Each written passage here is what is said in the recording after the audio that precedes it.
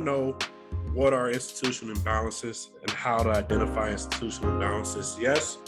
Well, in this video, we're going to cover exactly that, how to identify institutional imbalances, why they're very important to trade, and also very important mistakes to avoid when trading institutional imbalances.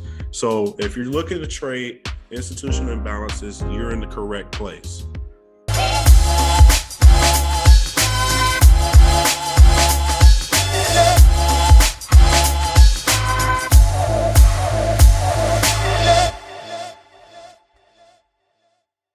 Hi, I'm Keenan. I am the creator of Wall Street Moses. This is my channel.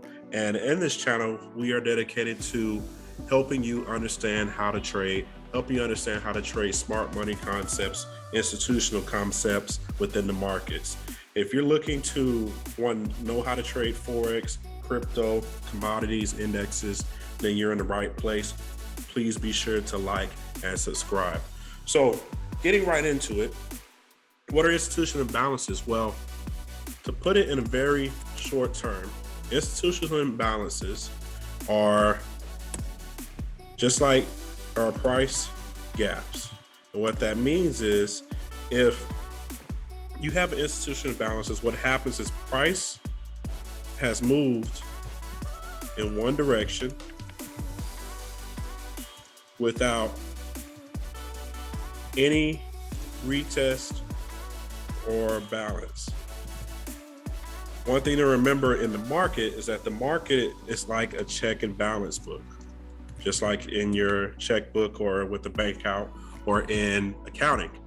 So when you have a bunch of buys, so when you have buys, the buys must be balanced by sales. When price moves one way without the other, you have imbalance in the markets. So the way that the institutions, the market makers look at this price imbalance is that they want to make sure that they can fulfill orders. And they want to make sure that orders are not left unattended. So if you have price moving up here, there's incentive because price had moved up from here. Let's say if we copy this and move this down here. We're in an uptrend and price has moved higher than this last candle, then the market wants to balance out that price movement by causing either a wick to happen to go back into that to create some sales to balance out those buys that made price rise, or to create a downward bearish candle, which are also sales to balance out that upward price movement. They're retesting the open movement. So if price literally just goes up, if price literally goes up here, this is equivalent to people placing buy orders. So they're placing buys and price is steadily ticking up and it's just buy, buy, buy, buy, buy. You have a strong green candle like this. Well, this candle is filled with buy orders. The market makers care more about balancing their order flow. And what happens is to balance that out, a lot of times, either a candle, right after it, or they come back to it later and they balance out those buys to where now you have an equal amount of buys balanced out by equal number of sales. And then let's say there's another buy. Let's say there's another buy a little bit bigger this time.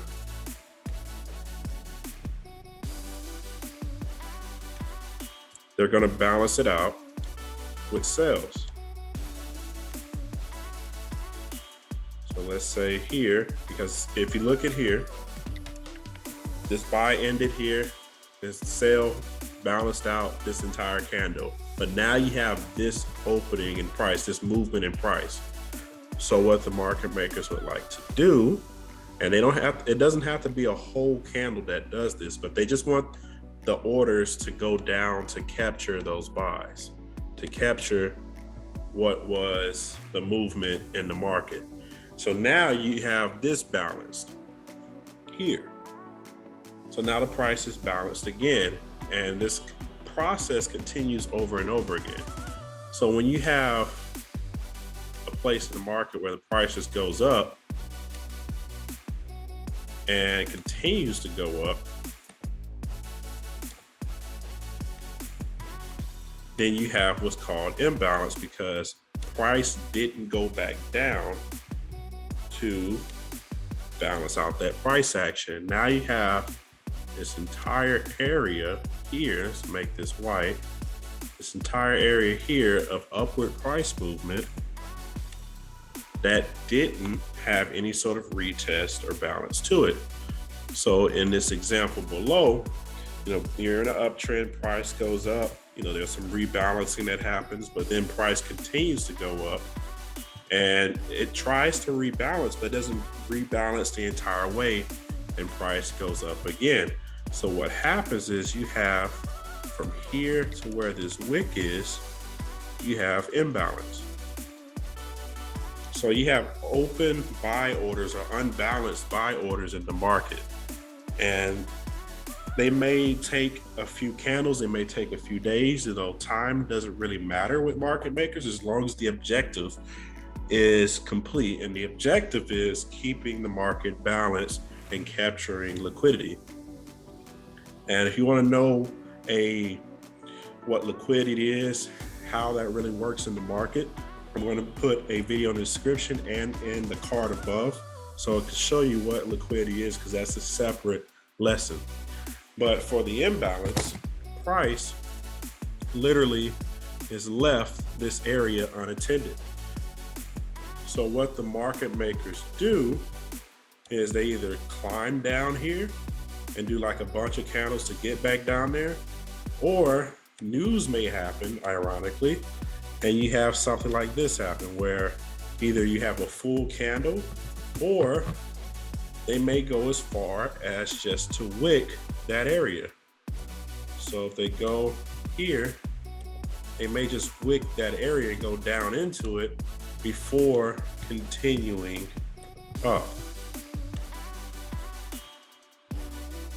So that's how imbalance works. And let's show some chart examples, because this can be a really powerful entry area using the right method to really capture accurate prices to really place entries in. So let's look at the market. This is gold, of course. This is a trade that we were looking at, and some of our people had taken this trade. It's a really good trade. I'm gonna show you exactly what we're looking at here. So let's actually zoom in just a little bit so we can see it better. As you can tell, at this point in time, gold was in an uptrend. You had price going up. You saw some imbalance happen. Price, it came back to it. And literally, you see anytime there's a movement in price in one direction, there's a soon to be movement in the other direction to balance out that gap and area, just like we talked about in the example. So when this movement happened, price had only came back this far. So what happened was it left the entire area here,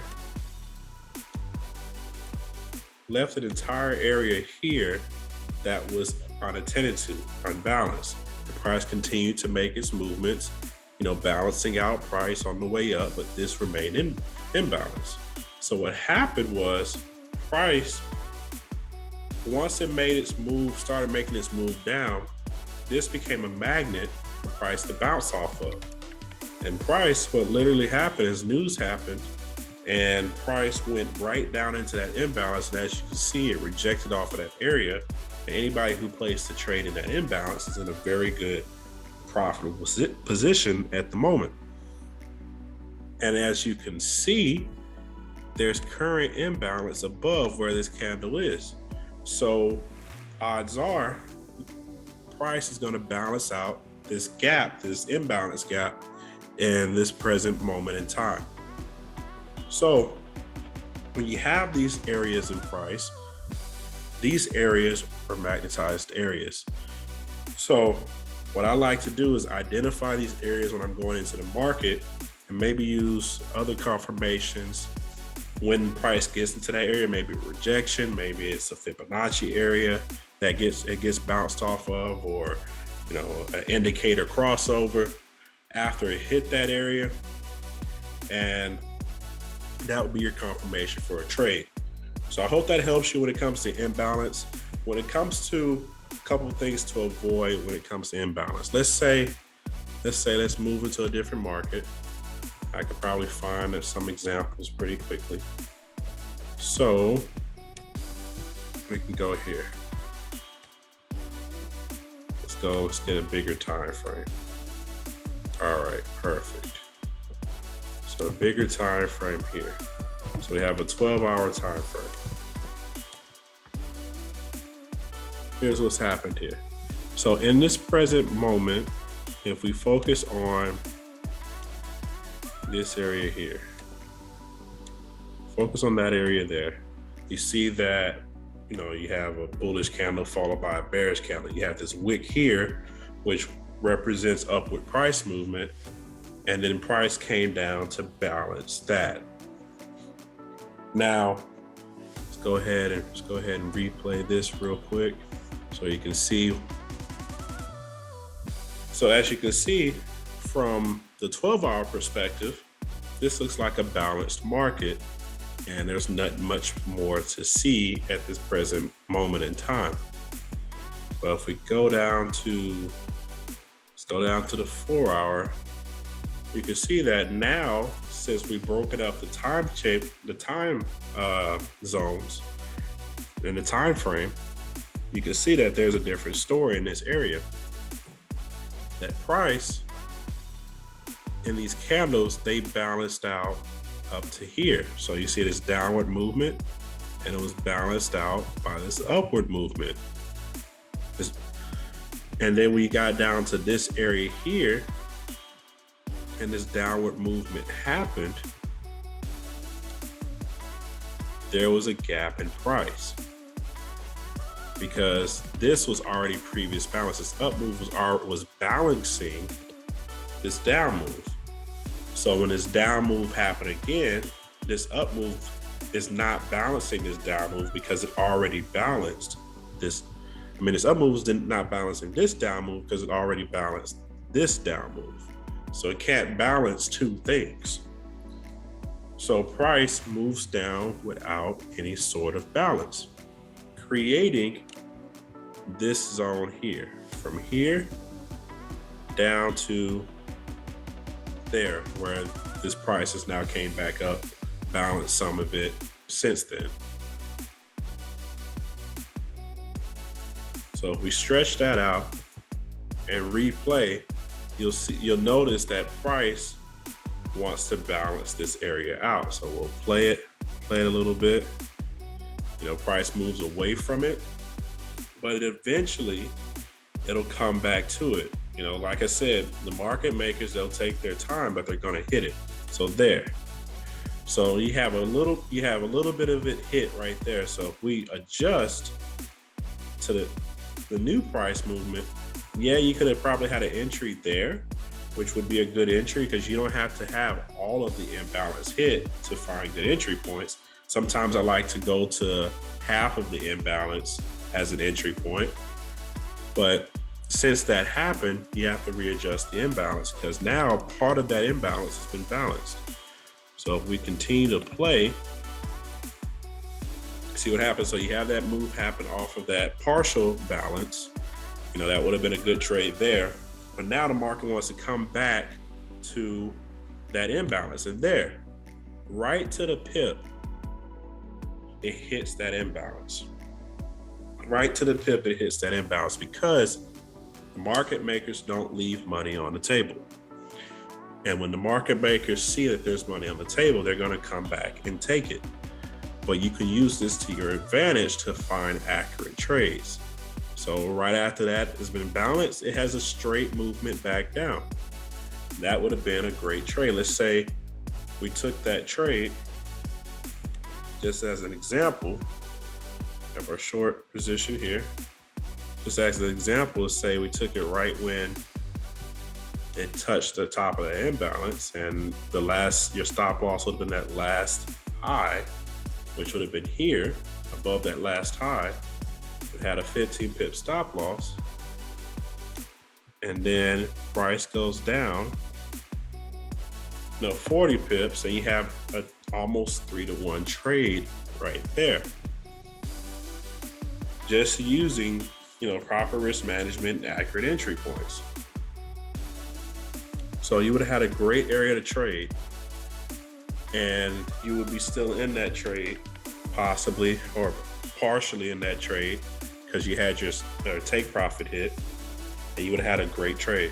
So this is just a little bit on imbalance. If you want to know more, check the links in the description. I'm going to have relevant videos to help you further understand this.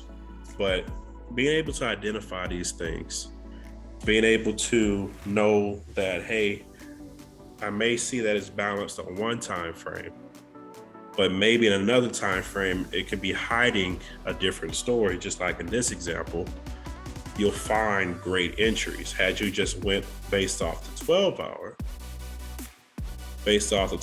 you wouldn't have seen anything that really happened, or it would have been harder to see. But since you changed time frames, you're able to see it clearer, find a more accurate entry, and that way making you more profitable. So this is Wall Street Moses, and I hope that you had a great time learning this. Definitely want to make you more money.